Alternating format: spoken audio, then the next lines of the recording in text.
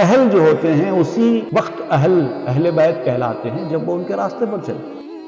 اگر راستہ بدل گیا تو کہاں کے اہل بیت؟ راستہ ہوگا، اسی راستے پر چلیں گے تو پھر وہ نوازشیں ہوں گی کہ دوسروں کو بھی نہیں ہوتی ہے۔ قرآن مجید میں سورہ کہف میں، سورہ طور میں ایسی آیتیں آپ کو مل جاتی ہیں۔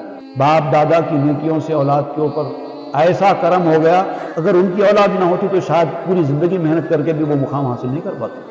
والذین آمنوا واتبعتهم ذریتهم بایمان الحقنا بهم ذریتهم، جو لوگ ایمان لائے اور ان کی اتباع کرتے رہے، بزرگوں کے راستے پر چلتے رہے، تو ان کو بھی ہم وہی مقام دیں گے جو ان کے باپ دادا کو دے چکے، اور ان کا جو مقام مرتبہ ہے اس میں سے کوئی کمی نہیں ہوگی۔